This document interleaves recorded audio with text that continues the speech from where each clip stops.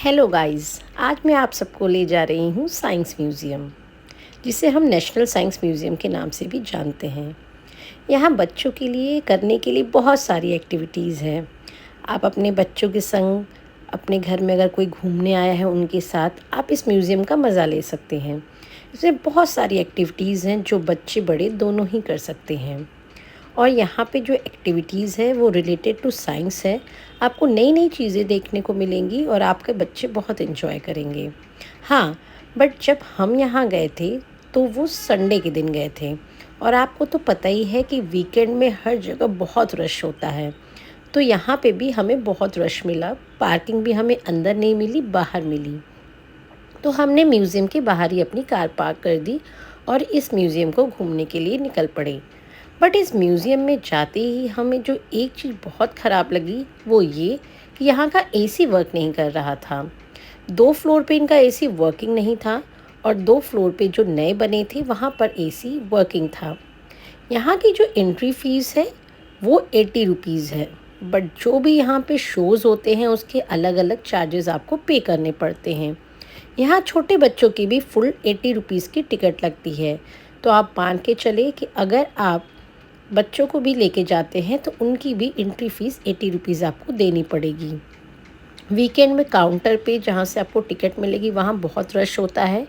तो आप अगर वहाँ घूमने का प्लान कर रहे हैं तो कैश भी लेके जाइए, क्योंकि कुछ लाइन में कैश वर्क करता है, कुछ लाइंस में यूपीआई और कुछ जगह कार्ड भी आपका चल जाएगा। तो ये माइंडसेट आपका होना चाहिए कि आप कैश, कार्ड सारी चीज़ें लेके जाएं, ताकि अगर आप किसी भी लाइन में लगते हैं तो आपको ईज़िली टिकट मिल जाए। जैसा कि आप देख सकते हैं यहाँ के म्यूज़ियम में बहुत सारी चीज़ें करने के लिए थी। बच्चे बहुत एंजॉय कर रहे थे और यहाँ तक कि बच्चों को दिखाने के लिए बहुत सारी चीज़ें थी, जैसे डायनासोर पार्क भी था, जहाँ आपके बच्चे डायनासोर देख के बहुत ही खुश होंगे। यहाँ पे हमने बहुत सारे डायनासोर्स देखे, बहुत सारी एक्टिविटीज़ की और हमने बहुत एंजॉय किया। बट जो एक चीज़ मुझे बिल्कुल अच्छी नहीं लगी, यहाँ का एसी वर्क नहीं कर रहा था, जिसके वजह से हम घूम तो रहे थे बट गर्मी बहुत लग रही थी। बट क्या कर सकते थे, क्योंकि हम द्वारका से गए थे प्रगति मैदान। इतनी दूर जाने के बाद आप वापस नहीं आ सकते। तो आपको एंट्री करने के बाद हमें लगा कि हमें देख ही लेना चाहिए। थोड़ी गर्मी हमने बर्दाश्त की और बच्चे के संग हमने बहुत सारा एंजॉयमेंट किया। यहाँ पे बच्चों के लिए एक्टिविटीज़ है जो बच्चे करके बहुत खुश होते हैं और हमने भी वो सारी चीज़ें एक एक करके अपने बच्चे को करवाई और कुछ ऐसी एक्टिविटीज़ थी जो हमने भी ट्राई किया। बच्चे बहुत खुश हो रहे थे। जो भी एक्टिविटीज़ थी बच्चों को करने में बड़ा मज़ा आ रहा था। तो आप ये मान के चलें कि आपका बच्चा एंजॉय तो बहुत करेगा, बट हाँ, अगर उसको गर्मी बहुत ज़्यादा नहीं लगती तो।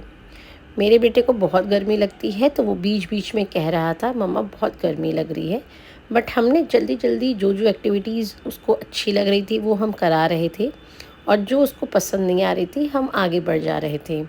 इस एक्टिविटीज़ को करने के लिए, इस सारी एक्टिविटीज़ को करने के लिए आप मान के चलिए कि 3 से 4 घंटे आपको उस म्यूज़ियम में लग जाएंगे, क्योंकि आप एक एक एक्टिविटीज़ करेंगे, कुछ चीज़ों को आप पढ़ेंगे, उसमें टाइम लगता है। आप देख सकते हैं मेरा बच्चा कितना एंजॉय कर रहा है और इस पे मैंने भी बहुत एंजॉय किया।